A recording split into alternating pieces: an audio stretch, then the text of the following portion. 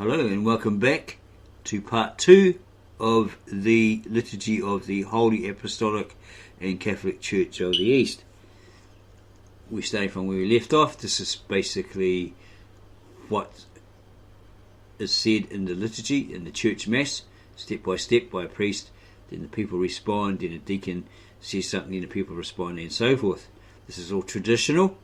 They've been doing it for centuries apparently, so they've stuck with it. And that's why they do that every church service, every Sunday apparently. There's the Feast of Hosanna, etc. The Mar Uprim, 4th century. See how old it is. And traditional it is. Here's some more. It's just the church shout Hosanna. Church shout Hosanna before the Lord of the celestial ones, with the children and the infants. Hosanna to thee in the highest, and so forth.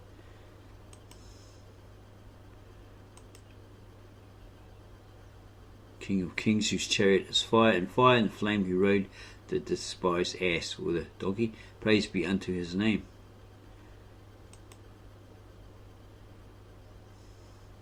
Make more mighty your song, ye people. Make more mighty your song, ye people. Touch the cords of your citherns. Make joyful with the sounds of your trumpets. Our Lord has risen. Praise be unto him. And so forth. What's this? Looks interesting. To Simon, the head of the apostleship, reached Mary, the bearer of tidings, and she told him with joy, Our Lord has risen, praise be unto him. Simon rose and ran to the sepulchre, and there he saw the wonder. He returned and declared the resurrection. Our Lord has risen, praise be unto him. Okay, very interesting. What's this too? Hypostasis or substance. They must be talking about the two natures of Ysho Msheekah, Jesus the Messiah or Jesus the Christ, that Nestorius uttered. The church, this apostolic church, knew of it and followed it, believed in it thousands of years before he did. He's just the one that uttered it at the debate between him and Cyril.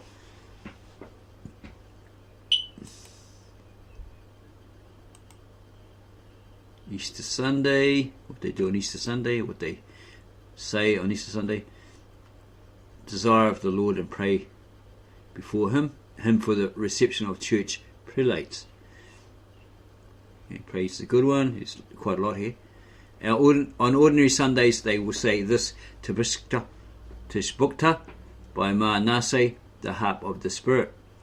Praise to him who in his goodness hath made our race free from the slavery of the evil one and of death, and hath made peace between us and the companies of those on high, who were angry because of our iniquity. The Assyrians originally were like hard warrior, very feared by other peoples, because they used to come in and invade, pillage, etc., and lop off your head and put it on a wall apparently. They were one of the most feared armies in their era, apparently, according to history. Okay, here's something here.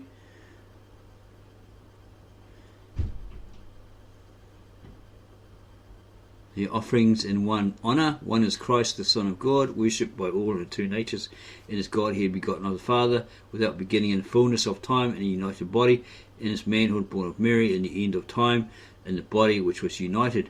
Neither his Godhead was of the nature of mother, nor his manhood of the nature of the Father. The natures are preserved in their genoma, in one person of one sonship.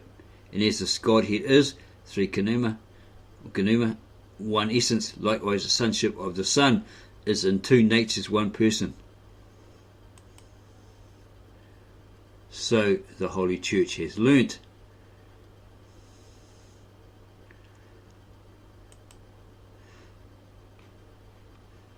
The day of our Lord by Mar Nase. New tidings did Gabriel sow in the ears of Mary. A new uncustomary conception, the vigilant one declared. The pure virgin bore the fruit which the voice sowed, and the Spirit spoke in the harp of her soul the voice of praise.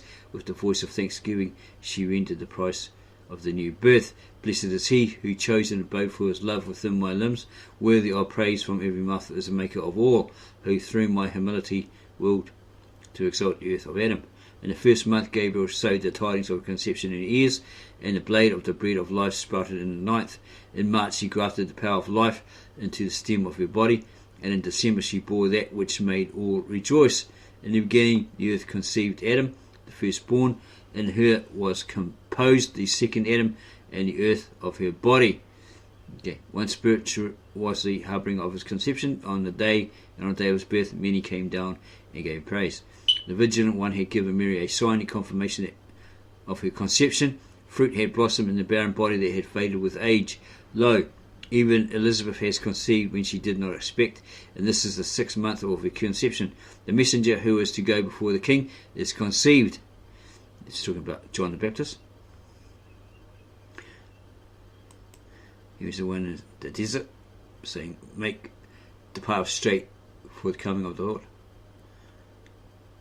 The essential of the doctrine of the Church of the East, translated from Mar Dinkha, the Pearl, by Mar Dinkha, Metropolitan of Sober and Armenia, probably a patriarch, or probably a patriarch.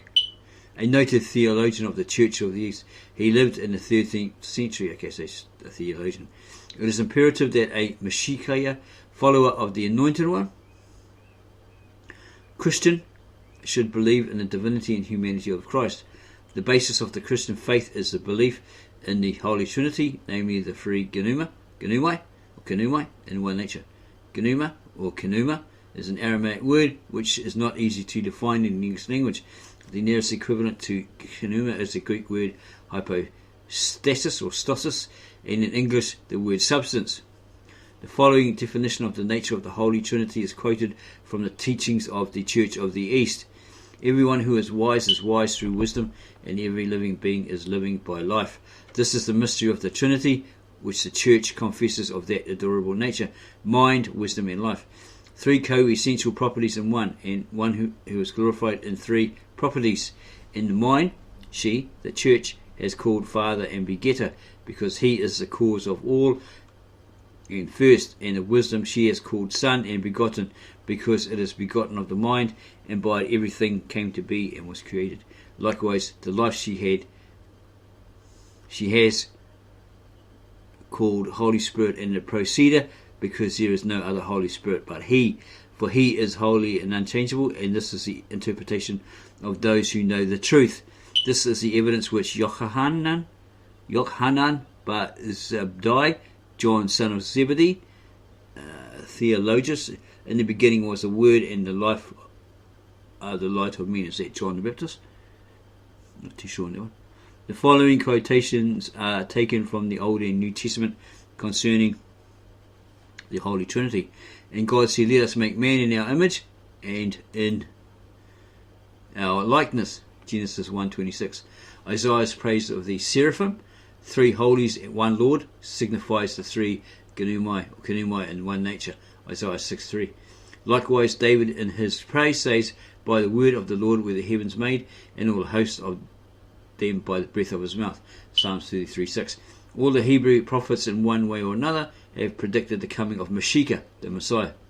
Isaiah has moreover predicted his judgment and suffering. To quote the teaching of the Church of the East on the subject, all the holy prophets prophesied of Christ, who was to bring salvation, one, to the world, and to renew all that are created. And in order not to lengthen our discourse, we shall adduce the witness of 6 of the greatest among them. In the first place, Israel, the father of the prophets, that is Jacob, says, there shall not depart scepter from Judah, 2, nor a lawgiver from between his feet, that is a prophet, until shall come him to whom belongs the kingdom, and to him shall the nations wait for, together with the remaining portion of the chapter. Moses said, the Lord will raise up unto thee a great prophet from among your brethren, like unto me.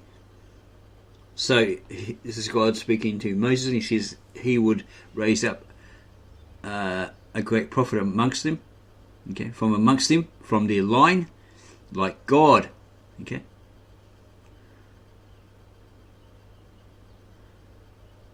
A great leader like him, like another Moses, but he'll be greater than him. Okay. And to him you shall hearken or listen. And any soul or person that will not hearken to that prophet, okay, that soul shall perish from among your people. And moreover, by the deliverance of Israel from Pharaoh, he gave a sign of deliverance of all the people from the ruler of this world. The manna 5 also prefigured the mystery of our Lord's body, the water from the rock, the drinking of his blood, and the brazen serpent, his life-giving cross. David also prophesied in that he said, why do the Gentiles rage? And in that beginning with, O Lord, our Lord, how glorious is thy name in all the earth. And in that my heart pours forth with good sayings, and so forth.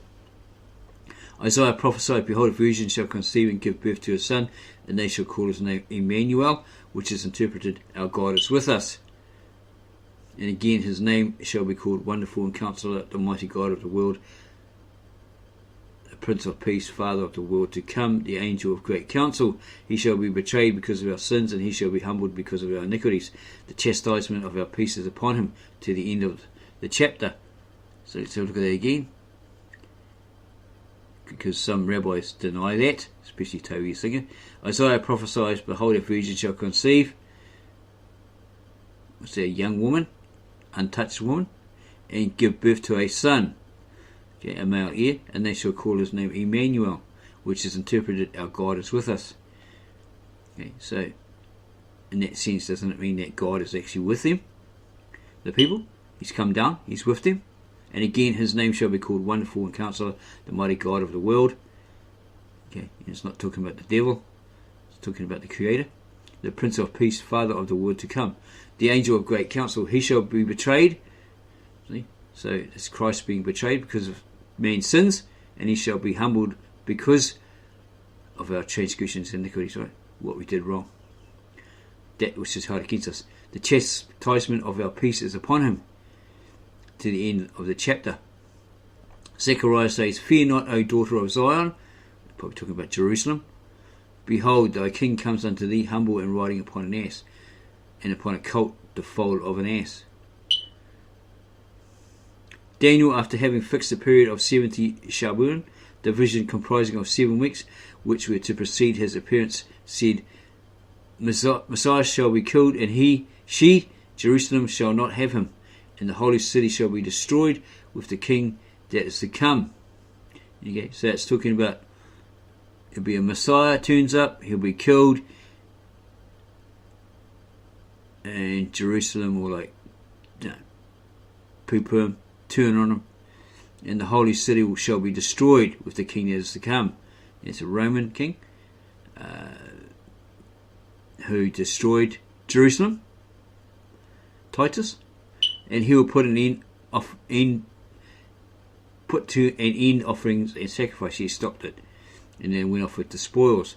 And again I looked, and I saw thrones, or I beheld thrones were placed, and the Ancient of Days sat, and again I saw one like the Son of Man upon the clouds of heaven, and he came before the Ancient of Days, that be God, and unto him he gave judgment and authority, that all peoples, nations, and tongues should serve. His authority is everlasting, and it shall not pass, and his kingdom shall never be destroyed. So it's verifying Ysho Msheekah, or Jesus the Messiah, through John's vision. And there's some other verses where they refer to him, prophesy about him, which a lot of rabbis in that deny. No, it's talking about somebody else. Let's say stuff like that. Okay, looks like that's the end of the book. It says 106 of 106, but there's only 83 pages. So that's kind of weird. But yeah, maybe some of them were, like it says here, where's it somewhere? Some of these pages couldn't be read or something because they don't fit. Because it's too big a book or something like that.